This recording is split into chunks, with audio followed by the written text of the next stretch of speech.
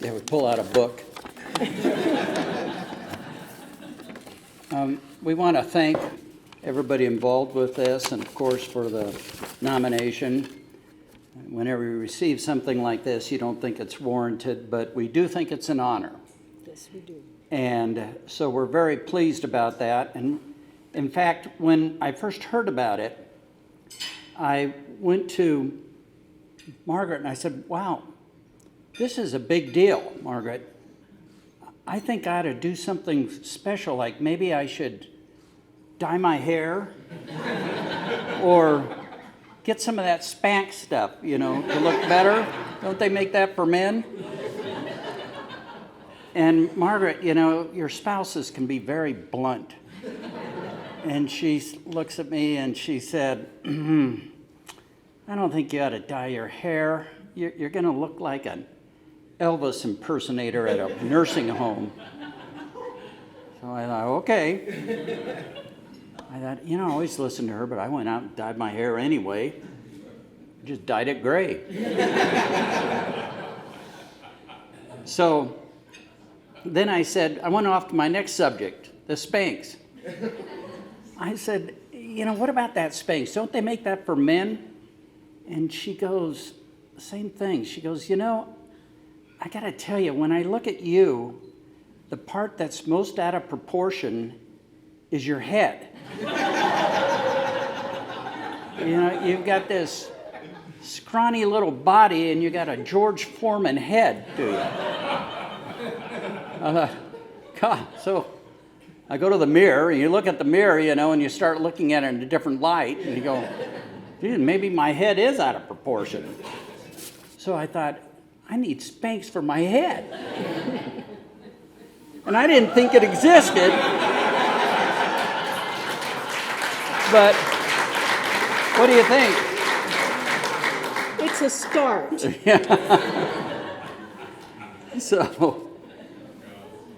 So that's how much work we did about this. After we were informed about this, our daughter made the mistake of sending us a video of Jan Fraser's talk last year. Mm-hmm. And boy, was that a mistake, because I don't know if you weren't here, you should look it up online. And Jan did a magnificent job. She was warm, humble, humorous, Catholic. I mean, the whole thing, it was just amazing, Jan. Intimidating, I would say.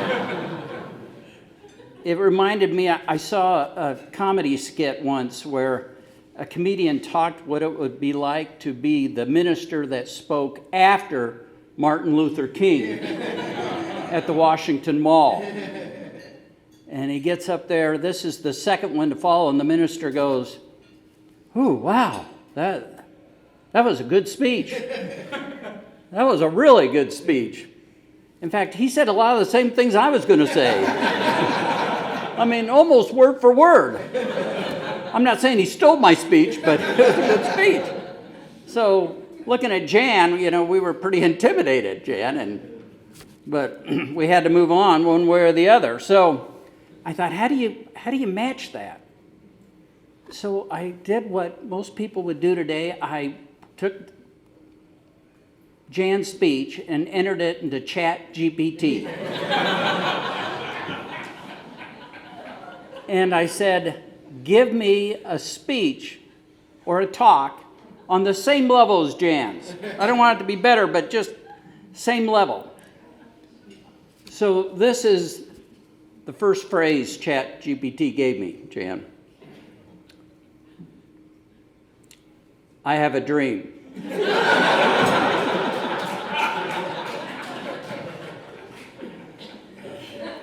So, well, actually, I do have a dream. I have a dream that someday in Nebraska, the legislators and the voters will support every student, regardless of where they originate from, regardless of what school they go to, regardless of the color of the skin, regardless of whether their school is based on religion. So that's our dream, and that the state supports them at that level.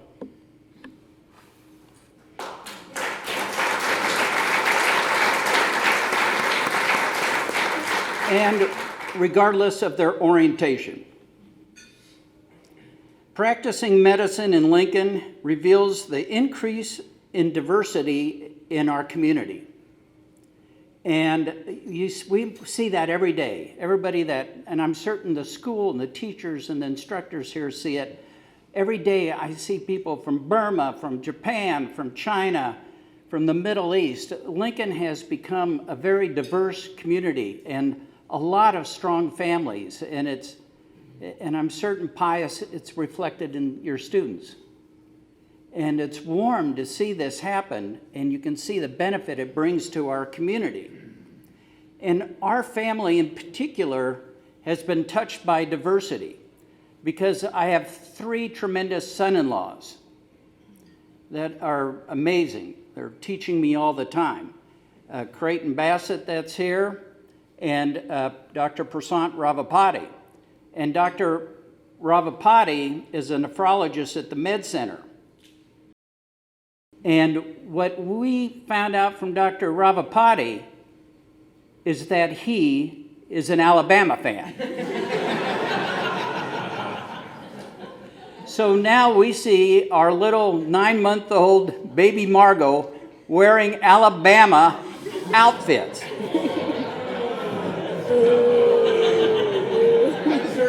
And if you don't think that taught us diversity tolerance, it certainly did. So when I started Pius, I was one of the first freshmen. I think they were just expanding from 3 grades to 4. So I started Pius, and it was a big deal. You know, you're all of a sudden in a bigger school, and you got multiple teachers, and everything's going on, and you've got different sports, and it was like overwhelming. But I was really impressed with the teachers and the classmates that I met. And a lot of those I've maintained a connection with for many years. I've seen a lot of different classmates as patients. Certain Margaret has a lot of different instructors. I see Steve Morrow frequently, Dan Creel. Mike Morrow was our attorney forever, and I'm still not in jail. And so it's been fantastic. And it's also, when I see him as a patient, it gives me an opportunity to apologize for some of the things that I did and said. When it came time to send our 3 daughters to school, it was not necessarily an easy decision. Margaret, as you know, went to East High. She was on the swing choir. She was the star of the musical. She was the '1 student and all that stuff. It's really tough living with Margaret.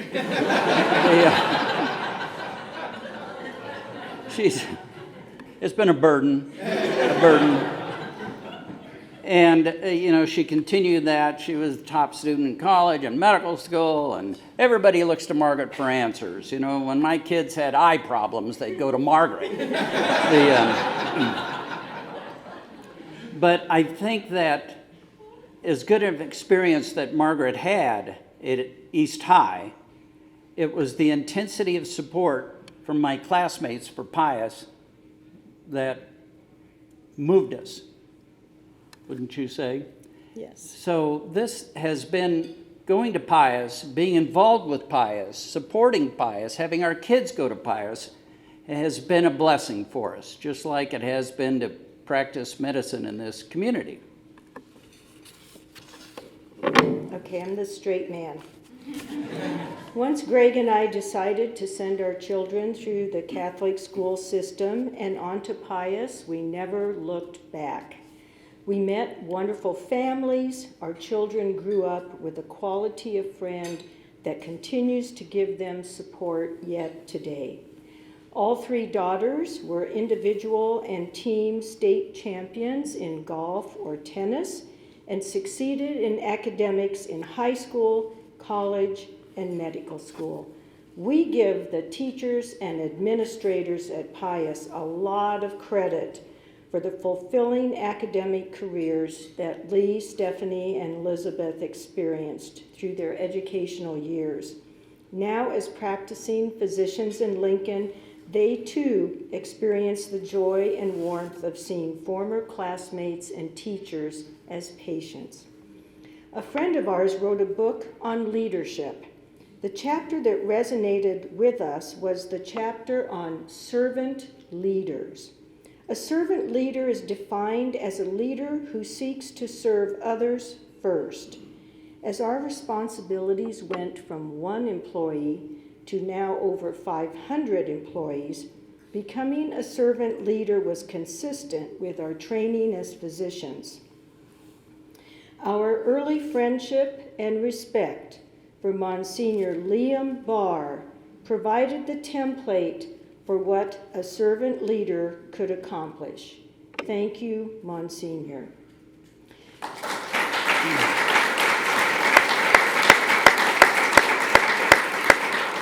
When we think about Pius, we think about the many friends, classmates, and students we have met.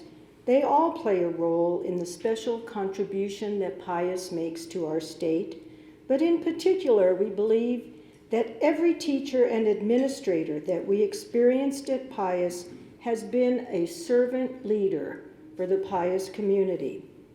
Pius does not exist without the commitment of the many families that have and will send their children there, but Pius does not succeed without the many quality teachers and administrators that have walked this campus.